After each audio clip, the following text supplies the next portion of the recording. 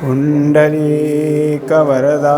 हरिविठ्ठल श्री ज्ञानदेव तुकाराम सद्गुरु समर्थ त्र्यंबकानंद महाराज की जय।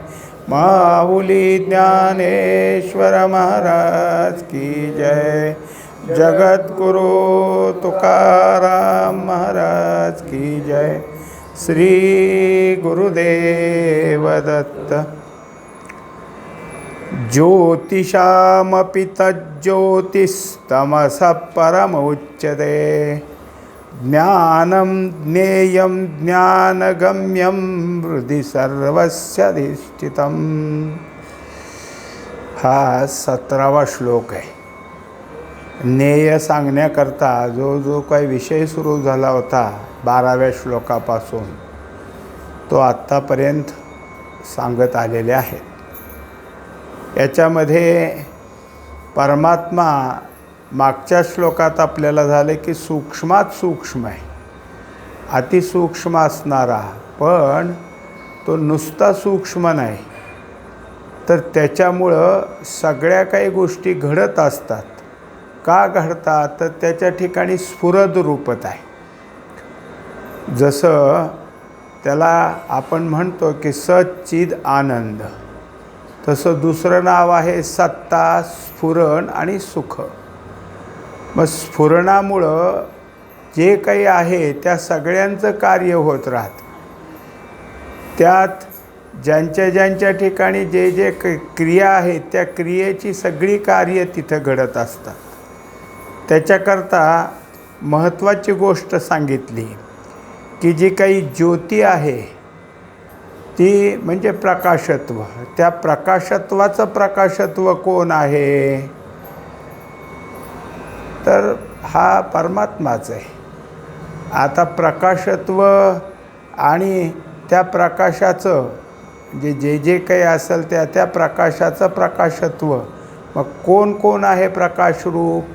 तर चंद्र आहे, सूर्य आहे, अग्नी आहे, पण ह्या सगळ्यांचं जे काही असणं आहे, जे प्रकाशत्व आहे ते यामुळे आहे।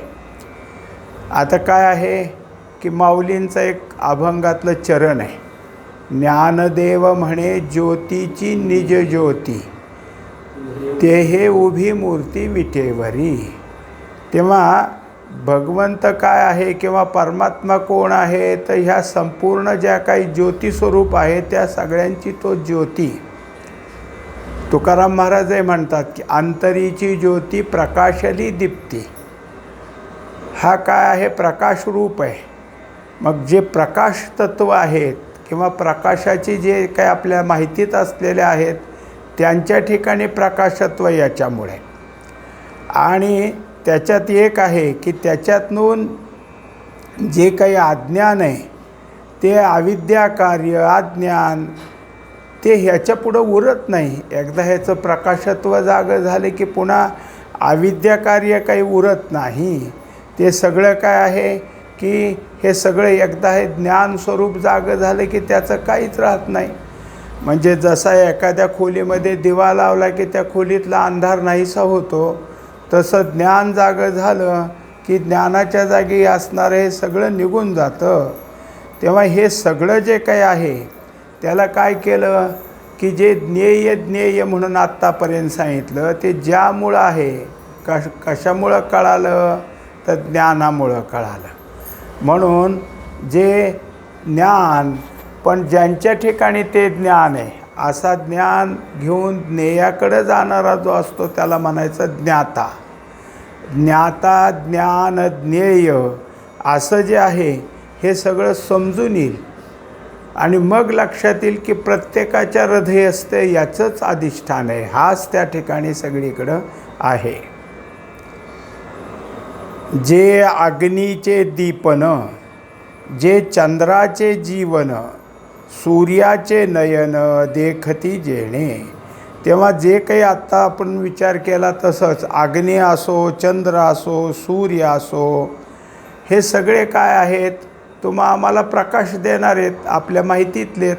सूर्य असला म्हणजे आपल्याला सूर्याच्या प्रकाशाने दिवसभर जे काही असेल ते लहानात लहान वस्तू तर दिसतीच दिसती, चंद्राच्या प्रकाशात दिसते.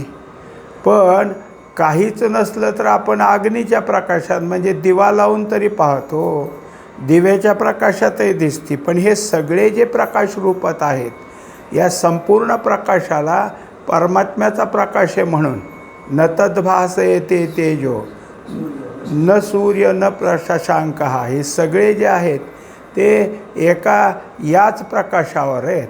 त्यामुळं हा सगळ्यांचं जर काही असेल तर प्रकाश देणारा आहे.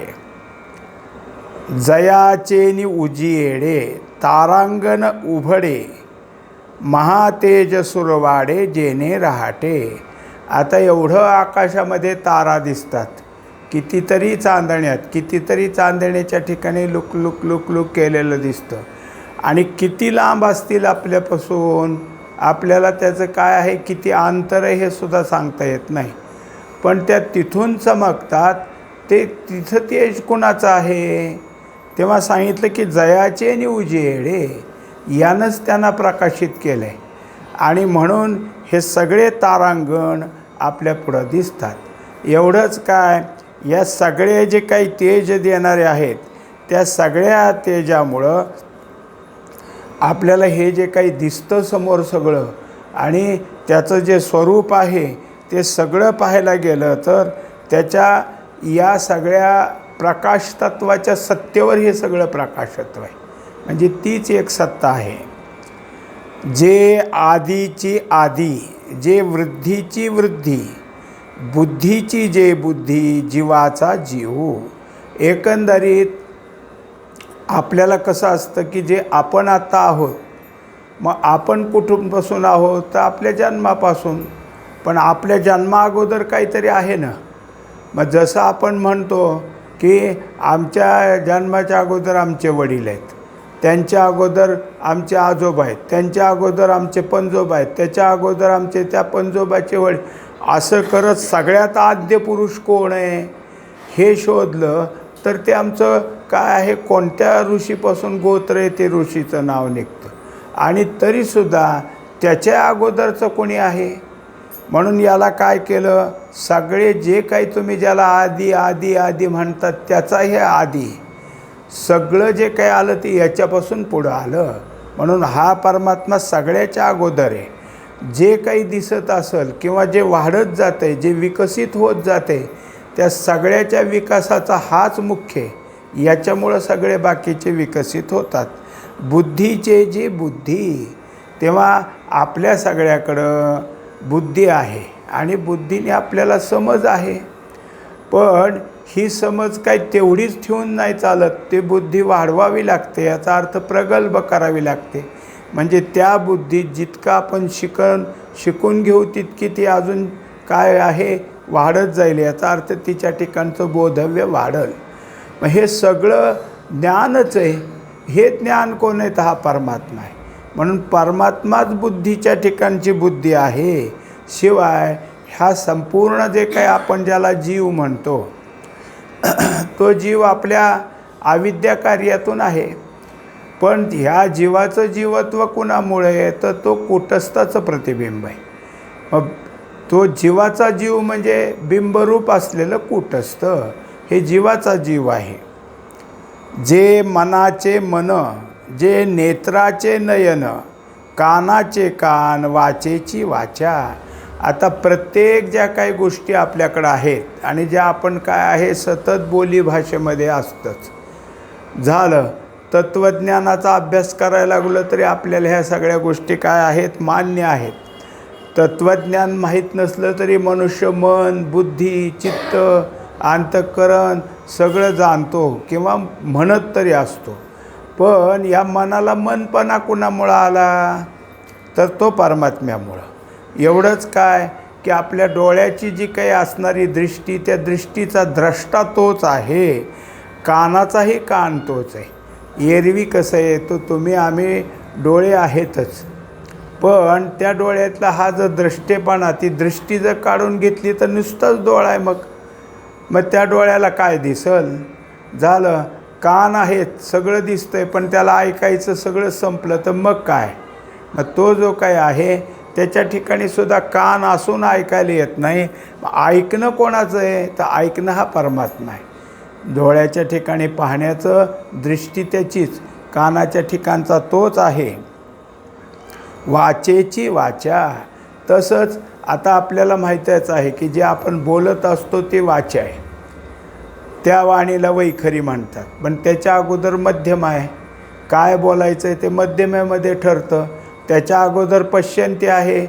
त्याच्या ठिकाणी काय आहे? जो आहे तो नाद आहे. आणि त्याच्या पाठीमागं परा आहे की ती उन्मेष आहे. मग तिथून सगळी वाचा सुरू झाली. म्हणून पुढं जे आम्ही बोलतो त्याच्या पाठीमागं सुद्धा वाचा आहे. मग परेच्या ठिकाणी उन्मेष कोणाचा? तो या परमात्म्याचाच आहे. जे प्राणाचा प्राण, जे गतीचे चरण, क्रियेचे करते पण जयाचेनी. आता हे सगळं आपल्याला काय आहे की सहज चालतं आहे म्हणून काही लक्षात येत नाही. आपल्याला काय माहिती आहे की आपण श्वासोश्वास करत असतो. त्याच्यामध्ये श्वास घेतो आणि परत काय करतो? श्वास सोडतो. आता एक लक्षात घ्या की घेतलेला श्वास सोडला आणि परत आलाच नाही तर मग हे परत आणायचं काम कोण करतं? जो प्राण बाहेर जातो परत आत येतो. मग हे जी काही सत्ता आहे म्हणून तो प्राणाचा प्राण आहे. जर आपल्या ठिकाणी आता परमात्म्याला ह्यातनं काही काढून घ्यायचं असेल तर तो प्राण निघून जातो. प्राण निघून गेले की शरीर असून काही उपयोगाचं नाही. शिवाय आपल्याला इकडे तिकडे जायचं असतं. ती संपूर्ण पायाची गतीसुद्धा तोच आहे. सगळ्या क्रियेचा करता खरा तो आहे. पण आपल्या ठिकाणी खरा कोण आहे ते कळत नसल्यामुळं करते पण आपण घेतलं. पाप पुण्याअंगी घेतले जडोन, वर्मनेने कोण करीता तो. कोण करतंय त्याचं वर्म कळालं नाही म्हणून आपण पाप पुण्याला जवळ घेतलं आहे. तेव्हा खरा करता तोच आहे. त्याच्यामुळं सगळं काही होतं. आकारू जेने आकारे, विस्तारू जेने विस्तारे, संहरू जेने संहरे पांडुकुमारा. तेव्हा प्रत्येक ज्या काही गोष्टी आकाराला आलेल्या आहेत त्या सगळ्यांचे आकार जर काही असेल तर याच्यामुळं झालं. मुळात महाभूत हे आकाराला गरज आहेत. मग पंचमहाभूत कुठून आली? तर याच्यापासूनच आली. म्हणून हा जो काही आहे संपूर्ण आकाराचा आकार आहे. आणि याशिवाय जर पाहायला गेलं तर त्याच्या ठिकाणी असं आहे की जे जे काही विस्तारतं आहे ते विस्तार ह्याच्यामुळंच आहे. वास्तविक परमात्मा जेवढा आहे तेवढा सगळं जगत आहे असं नाही. त्याच्या एका अंशावर आहे. बाकी तो अजून आहेच आहे. पण त्याच्या एका अंशावर हा विस्तार सगळा वाढत चाललेला आहे. संहरू जेने संहारे पांडुकुमारा. शिवाय जसं निर्माण करायचं आहे म्हणजे आकार, जसं त्याला वाढवायचं आहे म्हणजे विस्तार, आणि आता संपवायचं आहे म्हणलं तर तो संहारसुद्धा याच परमात्म्याच्या सत्तेनं होतो. जे मेदिनीची मेदिनी, जे पाणी पिऊन असे पाणी, तेजा दिवे लावणी जेने तेजे. पृथ्वीला जो काही टणकपणा आहे, पृथ्वीच्या ठिकाणी पृथ्वी तत्त्व जे आहे ते ह्या परमात्म्यामुळे. एरवी काय आहे की आपण एखाद्या गादीवर पाय दिला तर आपला जितकं काय वजन असेल तेवढी गादी खाली जाते. पण तसं पृथ्वी जाते काय? किती वजनदार माणसं, एकच काय आणखीन किती, आणि आणखीन किती जरी ओझे त्यांनी डोक्यावर घेतले तरी पृथ्वीला काही नाही. मग हा टणकपणा आला कोणामुळं? तर हा त्याच्यामध्ये आहे म्हणून. शिवाय काय आहे की सगळं पाण्याचं पाणीपण आहे, त्या पाणीपणामध्ये हा आहे म्हणून. तेव्हा पाण्याला पाणीत्व, द्रवत्व कुठून आलं? परमात्म्याचं त्यात अस्तित्व आहे म्हणून. तेजा दिवे लावणी जेने तेजे. तेव्हा आता काय आहे की एक म्हणण्याची पद्धत आहे. त्या काळामध्ये संध्याकाळची वेळ झाली म्हणजे मनुष्य दिवे लावण्याची वेळ आहे असं म्हणायचं. मग दिवे लावणी म्हणजे काय? तर घरात जर काही असतील 1 खोल्या, 2 खोल्या, 4 खोल्या, त्यात जर सगळीकडचं दिवे असतील तर ते दिवे लावले जायचे. म्हणजे मग काय व्हायचं? सगळ्या घरामध्ये उजेड पडायचा. पण जसं बोलणं आहे तसं सकाळी सूर्योदय झाल्यापासून संध्याकाळी सूर्यास्तापर्यंत दिवा लावलेलाच आहे सूर्य नावाचा. तो झालं शुक्ल पक्षामध्ये चंद्राचा दिवा लावलेला आहे. शिवाय गरज असेल तेव्हा आपण दिवा लावून किंवा अग्नी आहे. आणि मग पूर्वी सांगतात की मोठमोठे राजे जे होते त्यांच्या सभागृहामध्ये प्रत्येक खांबाला रत्न हिरे जोडलेले असायचे, कारण ते प्रकाशरूप आहेत. त्यांचा प्रकाश संपूर्ण महालामध्ये असायचा. पण हे सगळे प्रकाश देणारे आहेत. ह्यांचा प्रकाश, यांना प्रकाश देणारा कोण आहे? तर हा परमात्मा आहे. मग त्याच्यामुळं हे सगळे रवी दीप हिरा दाविती देखणे अदृश्य दर्शने जयाचेनी. तेव्हा अदृश्य जो काही आहे तो ह्या सगळ्याला आहे. पण याला पाहणं कठीण आहे. याला पाहायचं असेल तर मग संतांच्या संगतीनंच पाहावं लागेल. जे वायूचा श्वासोश्वासू, जे गगनाचा अवकाशू, हे असो आघवाचे आभासू आभासे जेणे. आता या सगळ्यामध्ये एक संपूर्ण जे काही असेल तर काही गोष्टी आपल्याला वाटतात की वायू आहे तो काय आहे, जोराचा असला तर कळतंच, अंगावरचे कपडे उडतात किंवा अजून काही इकडचं तिकडं जातं. पण अत्यंत लहान असं वाऱ्याची झुळूक असली तर कळत नाही. मग वारच नाही असं म्हणण्याची आपल्याला कधी कधी वेळ येते. हवा सुटत नाही हो. पण तशी जर नसेल तर मग श्वासोश्वास कसा होतो? म्हणजे काहीच नाही असं नाही, असतेच, थोडीफार हवा असतेच. ती कधी लहान असते कधी मोठी सुटते. व ह्या वायूला कोणी श्वासोश्वास दिला? तेव्हा परमात्मा त्या वायूच्यासाठी सगळं करतो. जे गगनाचा अवकाशू. आता आकाश आपल्याला दिसत असेल पण आकाशातली पोकळी, आकाशाचं शून्यत्व जर कोण असेल तर तोच आहे. हे असो आघवाचे आभासू आभासे जेणे. आता आभास म्हणजे जगत. हे सगळं जगत कोणामुळे? तर याच्यामुळंच सगळं काही दिसून येतं. किंबहुना पांडवा जे आघवेचे असे आघवा, जेत नाही रिगावा द्वैत भावासी. तेव्हा आता हे अर्जुना, हा सगळा आहे, याच्याशिवाय दुसरं काही नाही. एका जनार्दनी एकपणे उभा, चैतन्याची शोभा शोभत असे. हा सगळीकडे. आणि हे जर लक्षात आलं तर द्वैत कुठं राहिलं आहे? मग ते सांगतात की जेत नाही रिगावा द्वैत भावासी. एकटाच एकदा आहे असं जर आमच्या अनुभवाला आलं, आमच्या ज्ञानात परिपक्व झालं, दृढता त्याच्याबद्दलची झाली की दुसरं काही नाही हे कळलं आणि मग द्वैत राहत नाही. जे देखलियाची सवे दृश्य द्रष्टा हे आघवे, एक वाट कालवे सामरस्ये. आता संपूर्णतः आपल्याकडं जे होत असतं ते कधी होतं? जर समोर काहीच नसल, म्हणजे दृश्यच नसेल तर द्रष्टा कोणाला म्हणायचं? तो काही पाहतच नसेल तर त्याला द्रष्टा म्हणता येत नाही. आणि तो जर द्रष्टा असेल तर दृश्य असलं पाहिजे ना पुढं. जर समोर दृश्य असेल तर हा द्रष्टा होतो. आणि मग हा द्रष्टा दृष्टीने त्या दृश्याला पाहत असतो. पण जगत म्हणून जर आमच्या पुढं होतं ते सगळं ह्या परमात्मा स्वरूप आहे हे जर कळालं आम्हाला तर दृश्य कुठं राहिलं? मग द्रष्टा तरी कुठे? कारण हाच मुळात द्रष्टा आहे. आणि या द्रष्ट्यानं दृश्य स्वरूप म्हणून पुढं जगत नावाचं पांघरून घेतलं म्हणून आपल्याला दिसू लागलं. हे जर काहीच नसतं तर, जसं आकाश आहे, आकाशात दुपारचं ऊन आहे, पण आकाशात ऊन आहे का कळतं का? जेव्हा तिथून एखादं विमान जात असतं तेव्हा ते विमान चमकलेलं आपल्याला दिसतं. मग ते का चमकतं? तर तिथं ऊन आहे म्हणून. म्हणजे वस्तू समोर असल्याशिवाय दृष्टी तिथपर्यंत जात नाही, म्हणजे पदार्थ वस्तू. तसं दृश्य असलं तर द्रष्टा. एरवी ते दोन्ही काय आहेत? एकवट कालवे सामरस्ये. तेव्हा दृश्य आणि द्रष्टा एक झाले. जगत नावाचं पुढं दृश्य राहिलं नाही, द्रष्टालाही काही काम नाही, असे हे एकत्र आलेले आहेत. मग तेची होय ज्ञान, ज्ञाता ज्ञेय हन, ज्ञाने गमी जे स्थान तेही त्याची.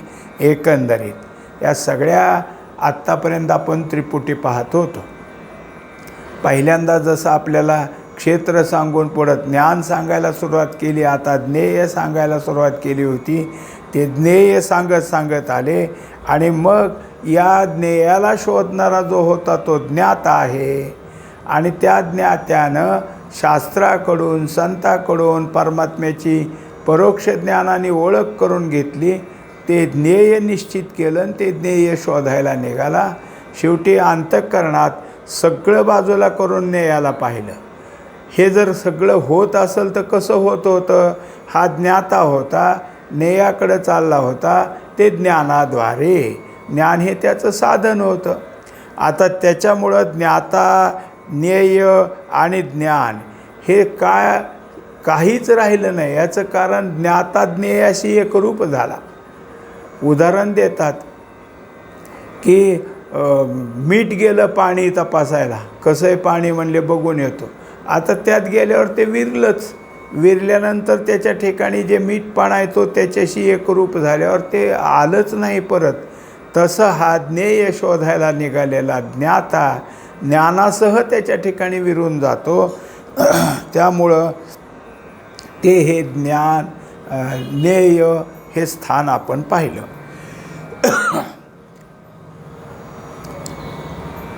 जैसे सरलिया लेख आक होती एक, तैसे साध्य साधनाधिक ऐक्यासी ये. असे एक उदाहरण दिले की कोणी एक हिशोब करायला बसलेला, अनेक संख्या मोजत मोजत त्यांनी सगळ्याची बेरीज केली आणि एकच संख्या राहिली. म्हणजे सगळा अंक एक झाले. आता ह्यावेळेस काय होतं, सगळं ऐक्य होऊन जातं. बेरजेच्या संख्या किती पण असतील, पण एकदा सगळ्यांची बेरीज झाली की एक अंक झाला. त्यामुळं तिथं समरसता झाली. तसं साध्य साधन एक झालं की ऐक्य होत असतं. अर्जुना तिये ठाई न सरे द्वैताची वही, हे असो जे हृदयी सर्वांच्या असे. तेव्हा एकंदरीत अर्जुना, आता हे इतकं सगळं परिपूर्ण झाल्यानंतर त्याच्याजवळ द्वैत म्हणायचं काही कारणच उरलं नाही. आता संपलं, त्याचं द्वैतपणा संपला, तो अद्वैताच्या ठिकाणी गेला. म्हणजेच हे जे काही ज्ञेय आहे ते अनुभवाला आलं. नुसतं अनुभवाला आलं ते स्वतःपुरतं नाही, हेच ज्ञेय सर्व ठिकाणी सर्वांच्या हृदयस्थ आहे हे त्याला कळून चुकलं.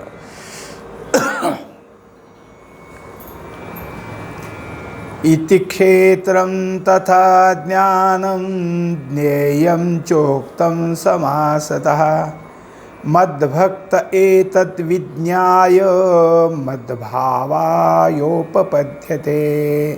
आता याप्रमाणे आत्तापर्यंत जो विषय झालता त्याचा सगळ्याचा आता उपसंहार करत आहे तिथं. आणि मग आपल्याला त्या सगळ्या गोष्टीचा एक सारांश असं सांगतात की याप्रमाणे क्षेत्र, ज्ञान, ज्ञेय या सगळ्या गोष्टी आत्तापर्यंत आम्ही तुम्हाला सांगितल्या. आता एवढंच आहे की हे सगळं स्पष्ट केलं, अगदी वेगवेगळं करून सांगितलं. याचं कारण आहे की माझ्या भक्ताला माझ्या ठिकाणी येऊन माझा अनुभव घ्यावा आणि माझ्या अनुभवामध्ये एकरूप व्हावं, याच्याकरता मी हे सगळं असं वेगवेगळं करून सांगितलं. एरवी काय आहे की जसं धान आणि तण हे दोन शोधून काढावं लागतं. तण काढून टाकावं लागतं, धान सांभाळावं लागतं. दळणातले खडे काढून टाकावं लागतात, दळण आपल्याकडं नीट करून घ्यावं लागतं. झालं दूध आणि त्याच्या ठिकाणी असलेलं विरजण, ते झालं की दही, त्या दह्याचं घुसळण करावं लागतं, मग त्याच्यातून लोणी निघतं. हे सगळी कामं करावीच लागतात. त्यासारखंच धान्य आणि भुसकट हे एकदाच येत असतं, ते सुद्धा आपल्याला काय उफणणी करून वेगवेगळं करावं लागतं. ही जशी काम आहेत तसं हे काम आहे. क्षेत्र आणि क्षेत्रज्ञ एकच आहे, पण तो शोध घ्यावा लागतो, ते शोधून काढावं लागतं. आणि हा शोध जो घेतो तो ज्ञानी या ज्ञेयापर्यंत जाऊन ज्ञेय रूप होतो. म्हणून तो जो काही आहे माझ्या स्वरूपाला प्राप्त होणारा भक्त आहे, त्याच्यासाठी हे सगळं वेगवेगळं सांगितलं. एवं तुझ पुढा आदि क्षेत्र सोहाडा दाविले फाडो वाडा विवंचोनी. तेव्हा आत्ता याच अध्यायात सुरुवातीला काय केलं तर जे काही क्षेत्र आहे त्याची मतं कशी कशीत आणि ते बनलं आहे कसं हे सुरुवातीपासून विस्ताराने आम्ही सांगितलं. एवढंच काय, आता त्या क्षेत्राविषयी विचार करताना तुम्हाला काहीच शंका येणार नाही, कारण ती इतकं विस्तारून सांगितलेलं आहे. तैसेच क्षेत्रापाठी जैसेने देखसी दिठी तैसे ज्ञान किरीटी सांगितले. तेव्हा क्षेत्र कसं शोधायचं याच्यासाठी ज्ञान पाहिजे ना. ज्ञानाशिवाय क्षेत्राचा शोध कसा घेता येईल, म्हणून ज्ञानदृष्टी निर्माण झाली. आता क्षेत्र काय आहे हे सगळं ओळखायला यायला लागलं, समजून घेता येऊ लागलं आणि ते सगळं आम्ही तुला व्यवस्थित सांगितलं. आज्ञानाही कौतुके रूप केले निके जव आयणी तुझी टेके पुरे म्हणे. एवढंच काय, नुसतंच ज्ञान सगळ्याच्या ठिकाणी नाही, आज्ञानही आहे. हे अज्ञान कसं आहे, काय त्याची लक्षणं आहेत, इतकं समजून सांगितलं, इतकं समजून सांगितलं की तूच म्हणला पुरे आता बाद झालं ते अज्ञान सांगायचं. इतक्यापर्यंत आम्ही ते सांगितलेलं आहे.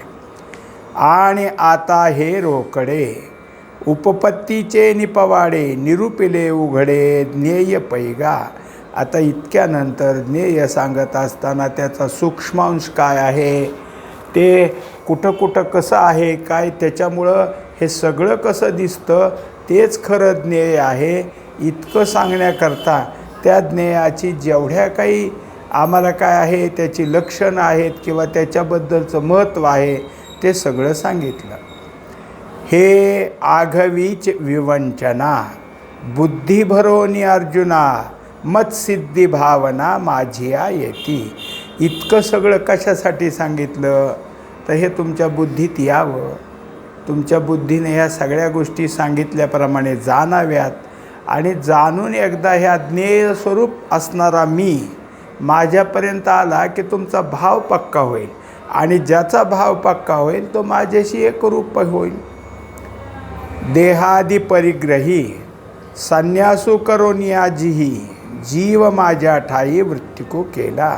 तेव्हा हे ऐकल्यावर ज्यांनी काय आहे आपला देहानं माझं म्हणून सांभाळलेला संपूर्ण संसार ह्या सगळ्याला बाजूला करून चित्तवृत्ती संन्यासासारखी, संन्यासी कसा सगळं सोडून देतो एकीकडं कुठं तरी राहतो, तसं जर मला शोधायचं असलं तर हे सगळं विसरायचं आणि विसरून संपूर्ण वृत्ती म्हणजेच तो जीव माझ्या ठिकाणी येऊन एकरूप करायचा, म्हणजे माझंच त्याच्याकडं काम ठेवायचं. वास्तविक पाहता कोणीही जो परमार्थाला लागतो त्याच्यातला मला मोक्ष पाहिजे म्हणणारं कोण आहे, त्याची बुद्धी का त्याचा देह आहे, कोण आहे तर सांगतात बुद्धी नाही, देह नाही, जीव आहे. जीवाला वाटत असतं आपलं मुक्तता व्हावी म्हणून तो जीव आता ह्या सगळ्या शोधाकडे लागतो. ते माते किरीटी हेच जाणोनी या शेवटी आपण पया साठो वाटी मीची होती. तेव्हा ज्यांना हा माझा ध्यास लागलेला आहे, ज्यांनी मला साध्य ठरवलं, ज्यांनी मला ज्ञेय ठरवलं, ते साधना करत करत माझ्यापर्यंत येतात आणि जे काही असेल ते सोडून देऊन, जसं आपण काय आहे की ज्याच्याबद्दल बदलाबदल म्हणजे तुम्ही आम्हाला हे द्या आम्ही तुम्हाला ते देतो असं म्हणल्यासारखं असं करून ते माझ्याशी एकरूप होतात. मीची होती परी हे मुख्य गावधारी सोपी सर्वापरी रचिली आम्ही. तेव्हा माझ्यापर्यंत येण्याकरता हे जे काही सगळं आहे, कोणतं क्षेत्र कसं आहे, ज्ञान कसं आहे, ज्ञेय कसं आहे, हे सगळं तुला समजून सांगितलं आणि त्यामुळं माझ्यापर्यंत यायला एक रस्ता निर्माण झाला. आता इतकं सोपं केल्यामुळं कोणीही माझ्यापर्यंत सहजतेने येतील आणि माझ्याशी एकरूप होतील.